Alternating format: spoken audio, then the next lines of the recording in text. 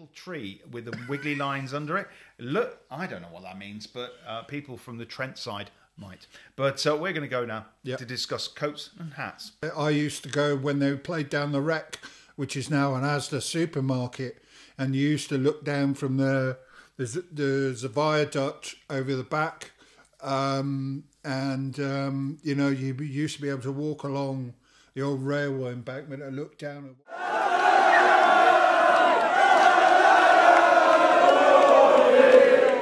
Welcome. This is Corby Town TV. My name's Chuck. This is Michael. It is indeed the one and only. And apparently you're wearing headphones because you don't like loud noises, and I don't know why you allow me to sit next to you then. Well, there is that. It goes back to the last podcast when I didn't press record really, so it's just about having a little listen and see whether we are actually recording the audio. We're not going to make any more errors, simple as that. Should we just have a little go? He's going to listen in and make sure it sounds okay. Pop is a word I would use to check the microphones. We're doing very well. There you go. Right then, so this is podcast number 1, and it's great. They're going great guns. But please, subscribe, like, and hit the notification button so you know when the next one comes out. And you know, they always come out on a Monday night around about 6 o'clock. But if you've got the notification, you get a ping on your phone or on your laptop or on your PC, or maybe just your carrier pigeon might just go plop. I don't know. How's it work? There's a good thing. Carrier pigeon, we'll just send it out there and, you know, go for there. We got to say... Cover all bases. Yeah, cover all bases. And we got to say we weren't available the other week to do a podcast, so the Monday just gone. There wasn't one, which is unfortunate. That will not be a normal occurrence. It'll be... So, yeah, I was in Naples. I went to Napoli, right? And here's a thought, right? I'm in a city that is renowned for football. Yeah? Right. Napoli just won Serie A for the 3rd time at the end of last season. Yeah. Right? I thought, with Tottenham kicking off at 1:30 Italian time on the Saturday, I'd be able to find a pub, sit down, and enjoy a bit of football. They don't have second division football. But what they don't like in Napoli is any other football or any other team except their own. Selfish gets. So I had to watch it on my phone. Luckily there was Wi-Fi around. But what it also made me think, Michael, and here's a big question for you and the viewers. Every team generally has an opposing team that they don't particularly like. Because generally, geographically, in the same kind of region as themselves. Napoli, it feels like, doesn't have one of those derby kind of fixtures. You just suppose you mentioned derby. Nottingham's got derby and county and Leicester. Notts County's not a derby. Isn't it? No. What's that then? It's charity match? Basically, it's the only chance they get to fill a stadium.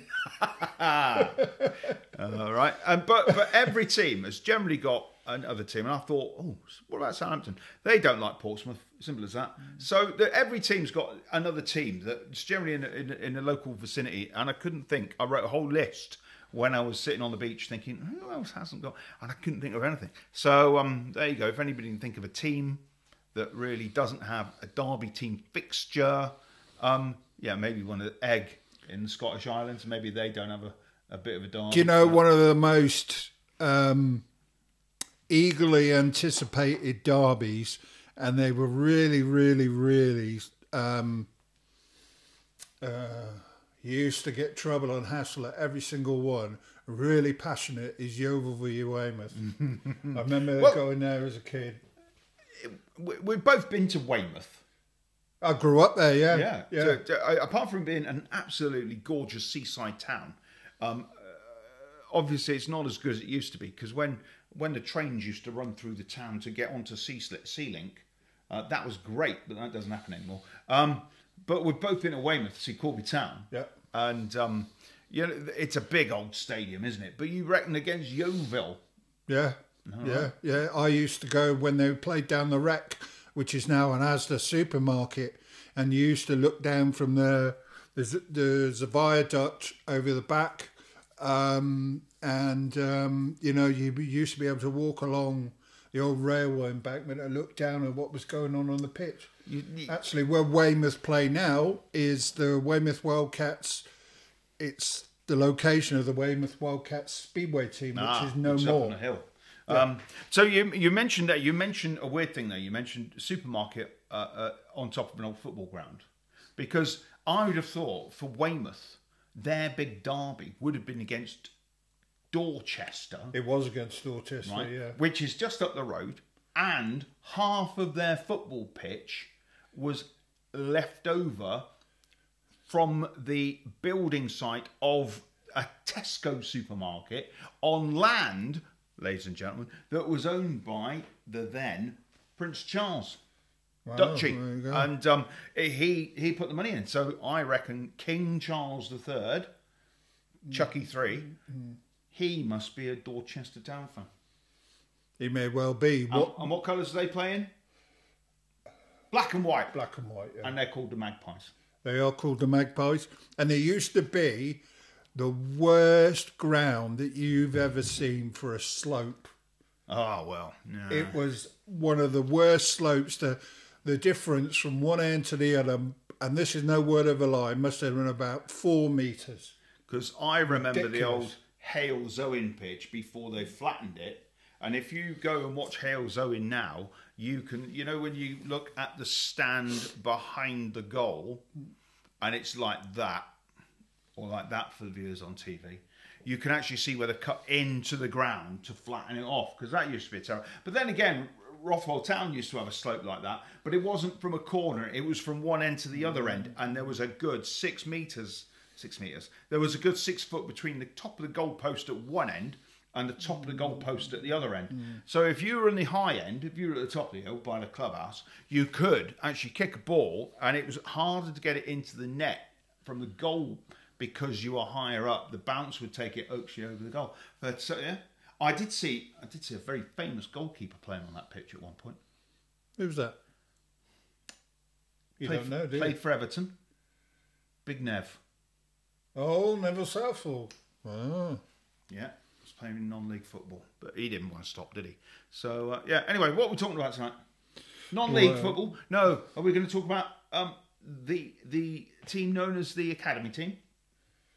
Academy team? Corby's academy team. Under 18s. That'll be it. Yeah. Well, there is an academy team, but we're also under 18s. Ah, well, there you go. But you went to see, they played on Monday night. Yeah. You were here. Yeah. We're kind of like in a reverse up there, I think. Oh, right, okay. Real reverse up. And we're going to talk about, I don't know. I've no idea. Something else then? Yes, what I'd like to say... I haven't seen the script. I really haven't seen the script, ladies and gentlemen. There isn't one. We kind of make it up, which is fine. We don't look at each other very often and sort of wonder why. One thing I would like to talk about and congratulate really is Shea Brown, really, on his call-up for the first team. Shea Brown is a young lad. He's 18 years old. He's been playing in the youth team, but he's one of the senior players in the youth team, and this will be his last season. He's a good goal scorer. He chases everything down. He's quite a stocky wee lad, and he's obviously been singled out, let's say. And I see there's now an article on the website where Gary's welcoming him to the first team. So he's one of the younger lads that has made it up to the first team. He's training with the first team. I believe he must be, yeah. And I would imagine he must be sitting also on the bench, and therefore may even be going over to Spalding United this weekend. Big game this weekend at Spalding. They're top of the league. We are, I think, we slipped to 10th. But this was something that happened at the weekend. When Corby played prior to their game versus the Greenbacks, they were second, Corby were ninth, and there was only 3 points between the two. Obviously, Corby lost that game 3-2, so that moves things on a little bit further. But you know, it's a very, very tight league at the top of the table. But yeah, any help from any juniors coming into the side will certainly it puts pressure on the people that are already in that role. And they can look to the bench, and if he gets a couple of minutes coming on after an hour mark or so, if he's going to be tenacious and he's going to be running around and he's got a low, as you say, not very tall and therefore a low point of gravity, he might be able to find himself getting around the back and getting some balls into the box, or maybe even getting on the end of them. And it's exactly, ultimately, isn't it, like Jordan Crawford. He came into the team as a youngster, and he just enjoyed playing football, and the amount of times you saw him running down the left flank and just pulling in and taking that shot and curving it into the net. He did it on so many occasions. That's what he became known, and he's gone on to many other clubs now because of it. Yeah, I would say Shea's more direct, run straight at you. You'll see in some of the things he's got 3 goals already this season and a number of assists, and he's just complete pain for defenders. Excellent. You know? So it's whether he can do it. Obviously, stepping up is completely different, and we just got to give him time to bed in and see how he gets on. It's kind of strange this should be happening, because Corby Town haven't seen an awful lot of players come from the youth team and the youth development area of the town and of the club into the first team, because the last manager kind of wasn't that interested. It's probably fair to say. Yeah, I mean, you go back a few years and we had the likes of Connor Kennedy, Jordan Crawford, Curtis Hartley, Dean McBride, Luke Aradegby, Ryan Bell, and I'm sure there's a couple there. Well, that's 7 or 8 that come through. Zach Allen was another one. These are players that played for the first team. Some of them now are playing in the UCL. The Luke and Dean have actually gone on. They're managers at Rawns. And Zach Allen was at Daventry the last time I saw him. But I don't know where he is now. But yeah, I mean, I think it's got to be time where we actually bring another couple forward, isn't it? Maybe this is the time. So there are a few players that I know the club are looking at who are in the youth team, the academy team.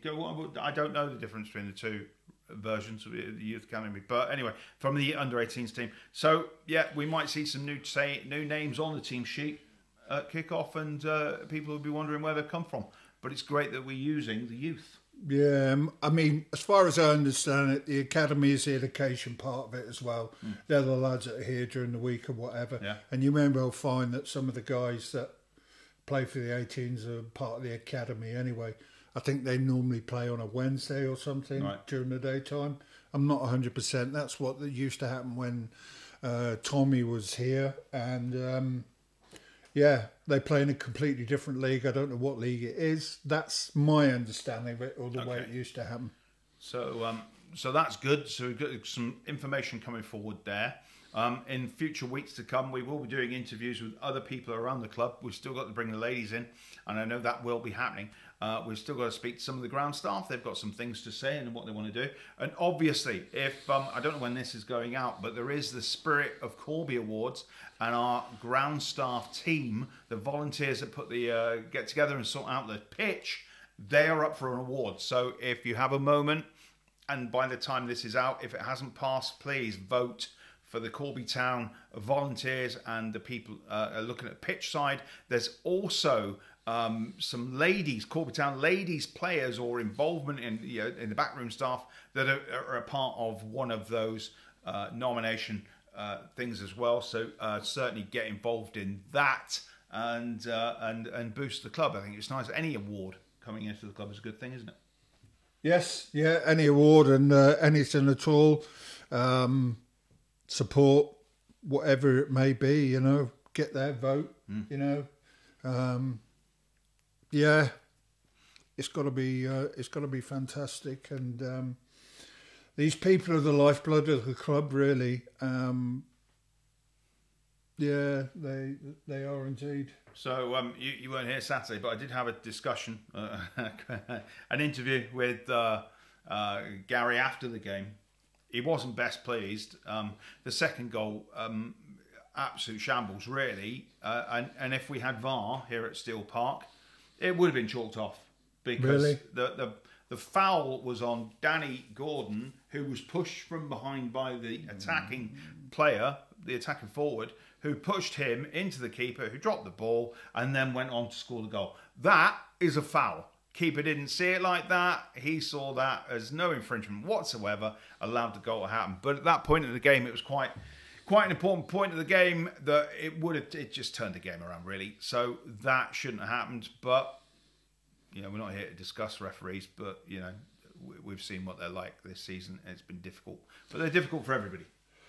They are difficult. You know, one thing that I will raise, and it's not really a criticism, at what point in the season do we start to wonder, is this going to be another season of not achieving? Now, that was the point I was coming to, because I was on the non-league show on BBC Northampton on Monday night, and they asked that. They kind of intimated, are you pressing the panic button? No, there is no panic button yet. They're nowhere near it.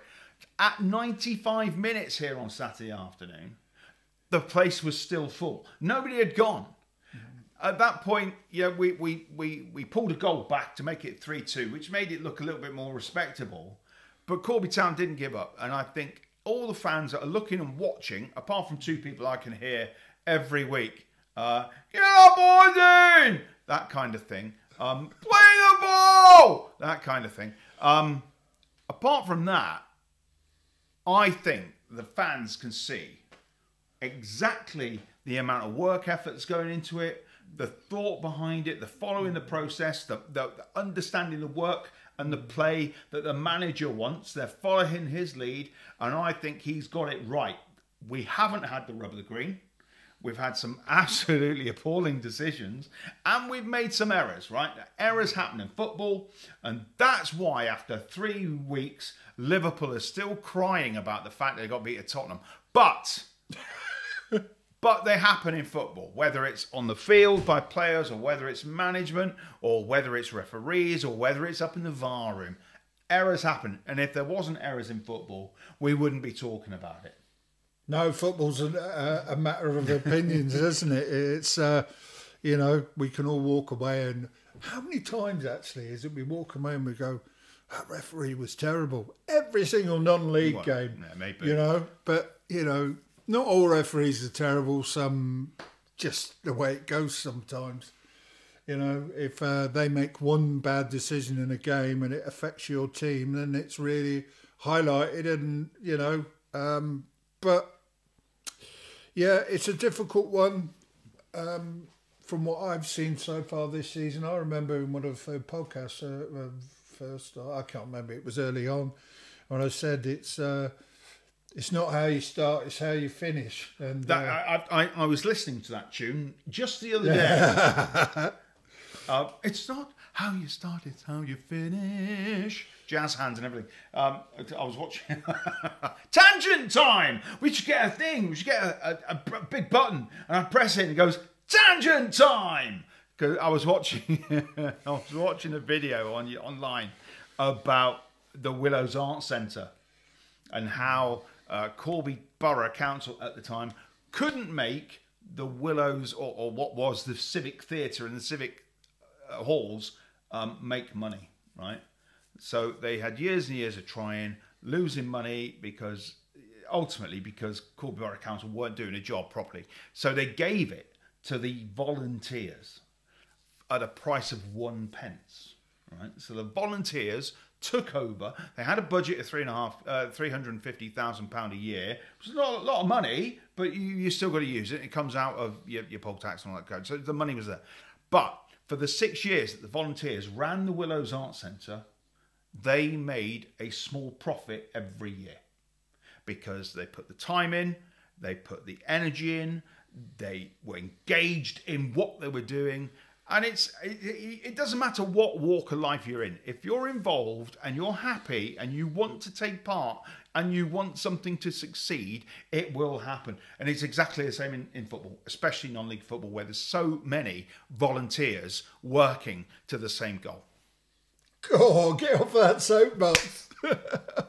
That goes for us, doesn't it? Yeah, of course it does. Yeah. We want to succeed. It's something different. We want to build it up and, hopefully people watch it, enjoy it. Yeah. And if you don't, keep watching. And if you don't, tell us why you don't.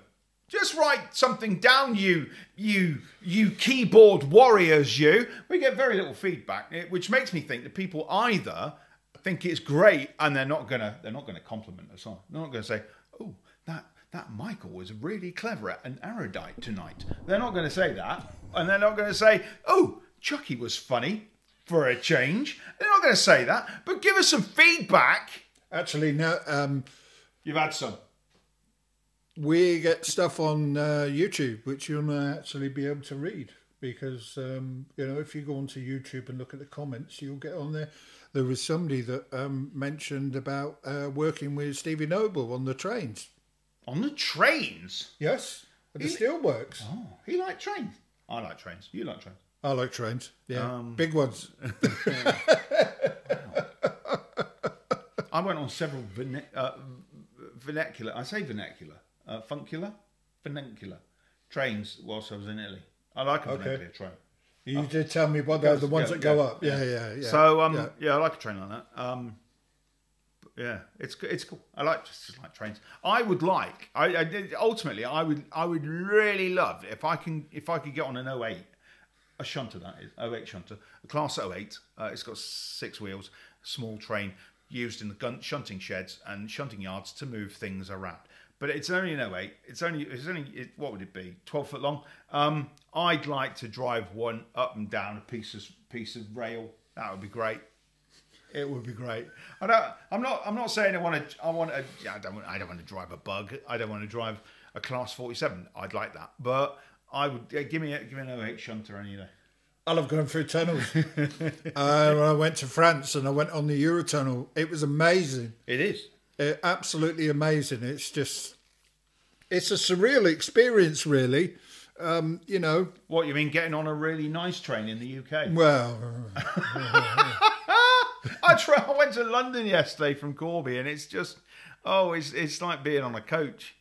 It really is. That must be expensive nowadays. I didn't pay for it. Yeah, but it was £70 for a day ticket. You could come back at any point. So, but yes, luckily I was on a project and it was paid for. And I spent the day at the British Museum in London, and did you? Had a thoroughly good day. Didn't see any of the exhibits. I was in seminars all day. Really? Part of my new job role thing. So yeah. So what did you do? I just listened to people talking about how to make heritage inclusive and make it accessible for all. That must have been a terrible day for you. No, it was great. It was terrible. You actually listening. Oh. You're one that likes to get up there and talk and talk and talk and talk. I saw your. They were all on stage, and I just wanted to get up on stage as well. Yeah, you saw me what? I saw a clip of your mate on social media the other night. Which mate would that be? Chuck the Poet. Oh, I know him. He's quite good. Yeah. I listened to it. It was down the George in Cottingham. The Royal George in Blind Lane, Cottingham. And which poem was that? Was that a poem about... the snail. Snail. Brian. Yeah. Brian the snail. Is it? Yeah.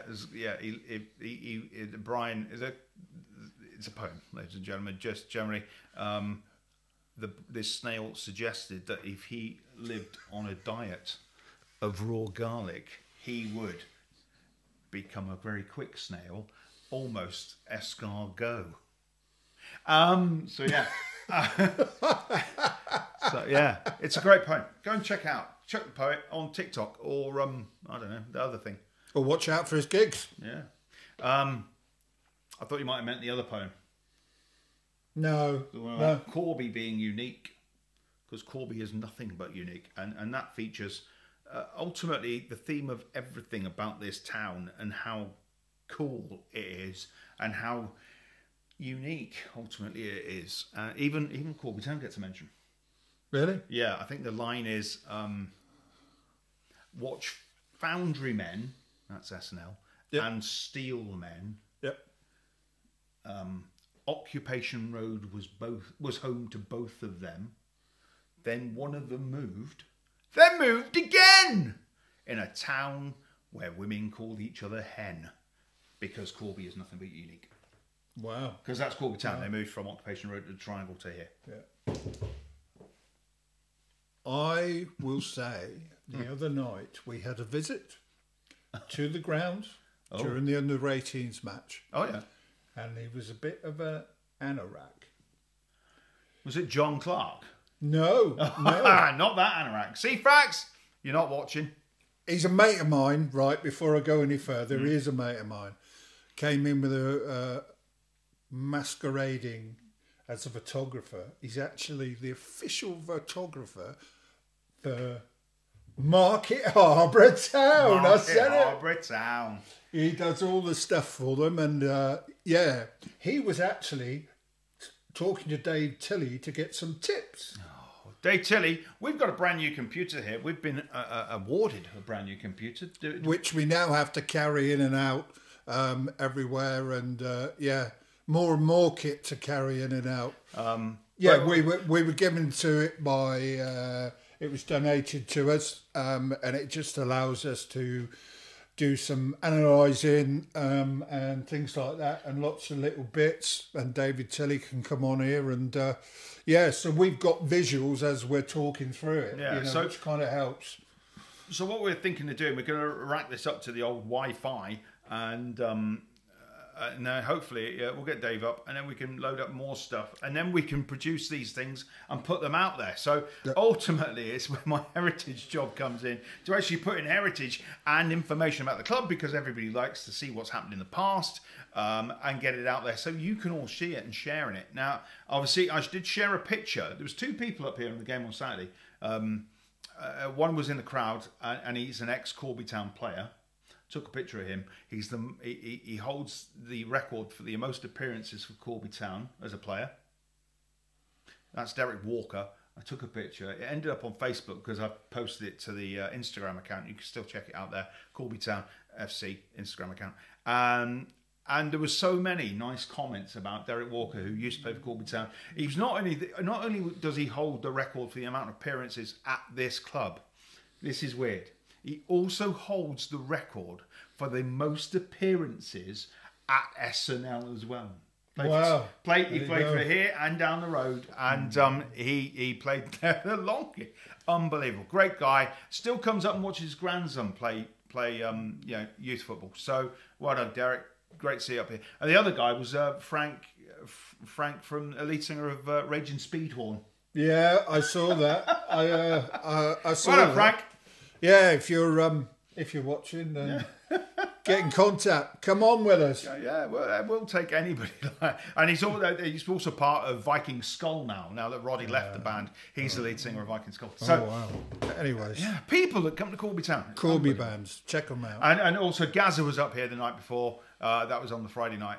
We didn't get a chance to speak to him. We did ask if we could have an interview with Gaza, but it never came through. So, but I was actually asked to come up and do some filming for them. Yeah. But one, I wasn't available, and 2, obviously, as you know, I wasn't very well either.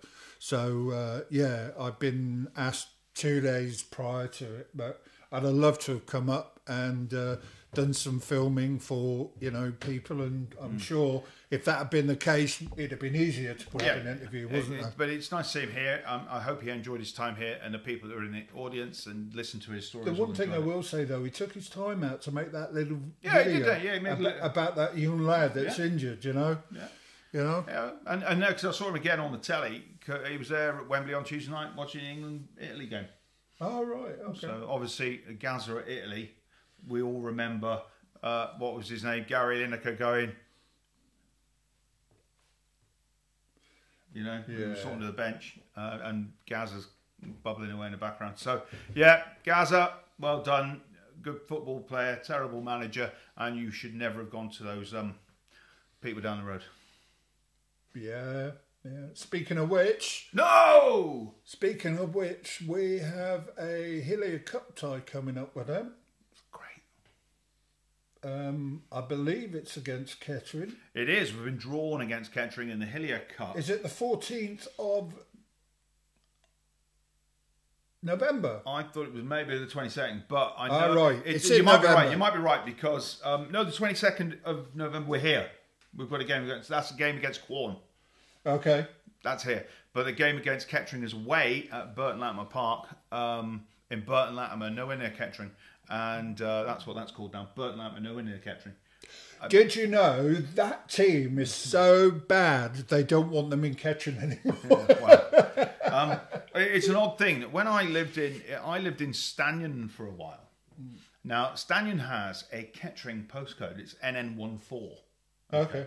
But we all know that Stannion is less than a mile away from Asda in Corby. So I used to write, when I was writing letters, I used to write Stannion near Kettering, nearer Corby on letters and on my address. Stannion, great village. I'm not 100% with all this geography business. Pity there's no decent pub there anymore. Cottingham, what postcode does that come under? That's a Leicester postcode. LE, I think it's 14. LE14. Are they just in the border of Leicester? No, they're still in. They're in Northamptonshire. The border yeah. is the Welland River, which is at the bottom end of what would you call Welland Valley. I think Wansford's like that as well, isn't it? In Peterborough. Yeah, it's got a Peterborough postcode, but is that in Northamptonshire? I'm sure I think it is. it might just be, yes, because it's like Oundle and Kingscliff, because they're both Peterborough postcodes, but they are in Northamptonshire. Sadly for us, Oundle being in Northamptonshire is probably the reason why we have a Tory MP. But we're not allowed to talk about those things here on Corby Radio. On Corby Town Football Club. I don't know where I am. I forget these things. So, yeah, we're not allowed to talk about them. By the way, Tuesday night, Corby Radio, 8 o'clock, the alternative indie show, whatever you want to call it. And do you know what? it's by a guy called Chuck. Yeah. I wonder who that is. I don't know. It sounds a bit like this.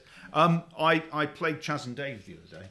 Oh, right. I don't know why this was, but I do know. I was walking around the streets of Naples, in Italy, and maybe because Vesuvius is over there, and because they've used big block paving stones that look like they've been hit by 100 tons of rubble from the air, but it's just not the best paving walking experience, yeah? So the amount of times I was stumbling along or fell over and I'd go, oh, you cousin, right? He's just checking. Either that or he's bored. He's just checking. And I would go... Camera guy, sound guy, host. You know, how many jobs? I know. And I'd be stumbling around. I'd go, oh, you cousin. And I thought, I'm going to play Chaz and Dave Gertcha on the radio. It's a great song and some great lyrics and some great rhyming couplets. You can't knock a song like that. We all know Chaz and Dave's best song, however, is always going to be Ain't No Pleasing You. Do you know my favourite song ever? Ever? Yeah. Ever? Yeah. Nah, not really ever, but it's one of my favourite songs. And that was Remember You're a Womble. Classic. And the other one, the Banana Splits. Oh. And I don't know what that was called. The Banana Splits, which was covered by the Dickies. That's correct. Which was called La La La La La La. Is that what it was called? Yeah, it was called Banana. Oh, right, okay. Yeah. And obviously every song, I do happen to have an LP by the Wombles, and all the big hits and all the big hitters are on there. So I do like that song about Toblerone, and his workshop. That's a particularly good song. I enjoy that. Not the same, not to be confused with Toblerone. No, Toblerone. Who's a completely different geezer. He's a bit pikey. Spiky. So anyway, we're doing 2 of these tonight, are we? We are going to record and we're going to wrap this one up in a minute, I think, and then we're going to come back with a different hat. A different ones, I suppose. That's got me now, hasn't it? Yeah, we're going to do that. So we always say that. It's not really professional, is it? We're just supposed to say goodbye. We'll see you next time. We always mention that we've done it now. It doesn't matter. So thanks for watching. Thanks for joining us. Subscribe like, and hit the notification button. Give us any comments back if you don't like something that you've heard, or you think, oh, we better use more hashtags so that other people can get hold of these things and understand what's going on. I think we need to be hashtagging. We need to get a list of hashtags. Maybe during the night we get a pen and paper and hashtag things down. So I do. What have we? I've got defaults set up on the. Yeah. Yeah. You set the defaults, and so the Wombles are in there. Hashtag the Wombles. Our defaults are football, non-league, and podcast. Oh no, we need to add hashtag the Wombles for tonight. Yeah. Hashtag 08 Shunters. And else? They're the ones that and Napoli. They're the ones that come up automatically. All right. But now you're on. Chuck hasn't had access to YouTube. Now he has. Now, God help you all, really, because we're all going to get loads of. He's not going to help you. There's no existence of that person. I can go back retrospectively and add a load of hashtags on, so that other people outside the remit of this club will go, "What are they talking about?" And then they go, and then in the several episodes when I'm talking about that awful team, what they call Boreham Wood, people from Boreham Wood might actually find it now. Yep. And they'll all write me letters. Yeah. You can do that yourself now. Yeah. You don't need me anymore. It's just defaults. And this could be fun. One thing I will say is absolutely from both of us, and keep it going. The shorts, bearing in mind that we're a relatively smallish club in Northamptonshire. We've now just gone through 200,000 on the shorts. So the people watching them or whatever, whether it's a short is 15 seconds to a minute. That's what a short is. I had somebody make a comment the other day, and it totally baffled me. And I just thought, why have you made this comment? I filmed an incident or a goal on the pitch, and the comment I got back, I can't see whether it's good or not. Why was this filmed in 1.1? Yeah, I think that's the thing. The ratio on screen. Yeah. And my comment back was, it wasn't. If you click on the short, it'll take you to the highlights and you can watch it. I never knew that could happen. So there you go. You've learned something tonight. That's great. Yeah, you just click on it and it'll take you to the full video, and you don't need to do anything. Just click on it. Excellent. So there you go. That's what you need to do. So again, subscribe, like, and hit the notification button. But we're going to go off now because Michael wants a quick puff of his magic machine and a cup of coffee, and I am going to wash my hair. So we'll see you next week. And we'll be back with a different hat on very soon indeed. And it's getting cold now, so I brought this wonderful jacket, right? And I brought it along with me in the hope that Chuck might wear it. But something tells me he's not going to. Well, it's a navy blue jacket. The navy blue is perfect. Of all the colours I particularly like, navy blue is a great colour. Unfortunately, it's got some bright yellow on it and a little tree with the wiggly lines under it. Look, I don't know what that means, but people from the Trent side might. But we're going to go now to discuss coats and hats. I hope you enjoyed this podcast. This is Corby Town TV. Thank you. Good night. Thank you.